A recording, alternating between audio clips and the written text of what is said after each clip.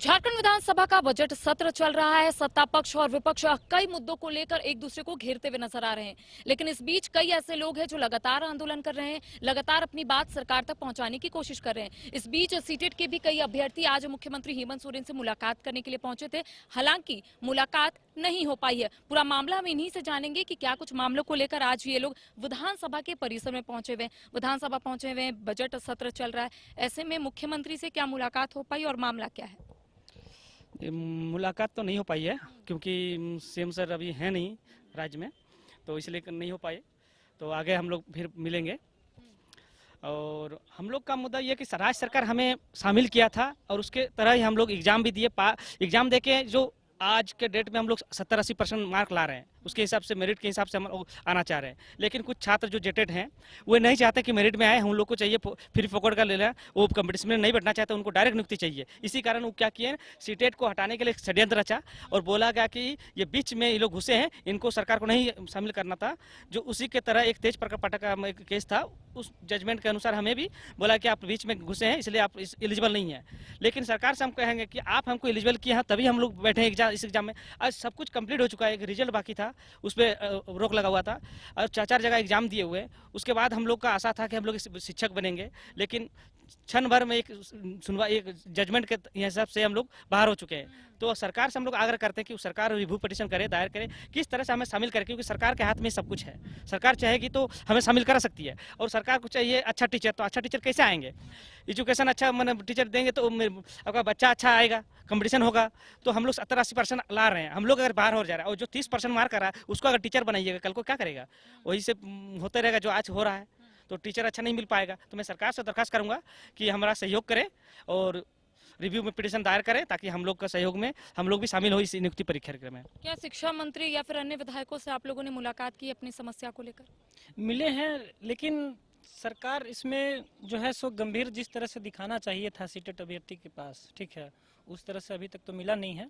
लेकिन हम लोग अपना काम को लीगल तरीका से आगे बढ़ा रहे हैं, ठीक है। अगर मान लीजिए कि सरकार निष्पक्ष में रहती है मामला में, ना तो जेटेट या सीटेट की तरफ, तब पर भी हम लोग अपना जीत जिस तरह से हम लोग को अपना करवाना है उस हिसाब से हम लोग अपना काम को जारी रखे हैं।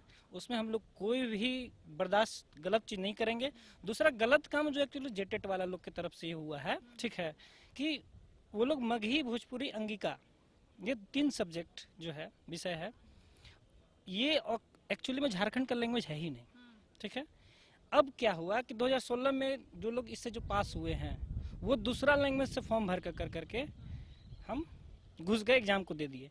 तो इसको अभी हम लोग छोड़ेंगे नहीं। अब मगही, भोजपुरी, अंगिका से जो जेटेट पर झारखंड के कई जिलों में ये भाषा बोली जाती है, ऐसा तो जेटेट के अभ्यर्थियों ने भी कहा था पहले। देखिए, बोली जाती तो यहाँ भाषा रहता ना। वो जो मेरा रिटन पेपर में जेएसएससी के पास जो 15 लैंग्वेज है उसमें मगही, भोजपुरी, अंगिका नहीं है, ठीक है।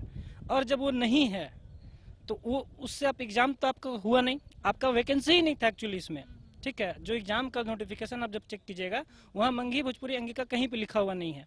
इसका मतलब आपका तो वैकेंसी नहीं है इसमें, तो आप दूसरा से भर करके एग्जाम दे दीजिएगा और चाहिए कि सीटेट वाला इसमें मैनेज करके चले। तो हम लोग 1% मैनेज नहीं करेंगे।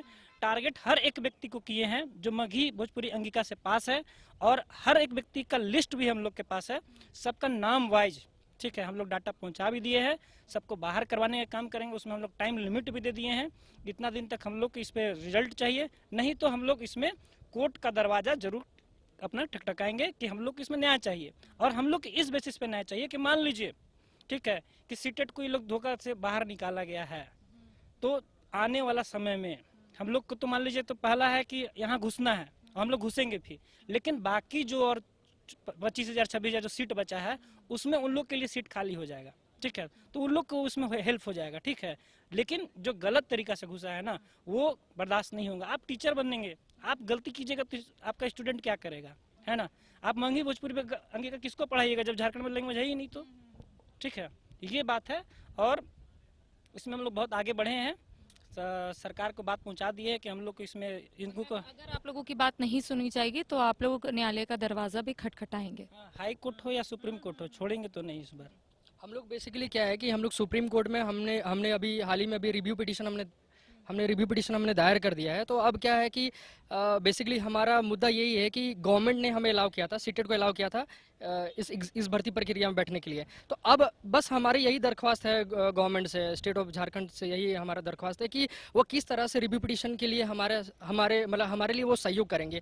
मेरा बस यही कहना है कि क्योंकि अच्छा अगर क्वालिटी एजुकेशन अगर चाहिए झारखंड को, तो इसमें क्या है कि दोनों पक्षों को मतलब सीटेट का जो मुद्दा है उसको आपको साथ में ये रखना पड़ेगा।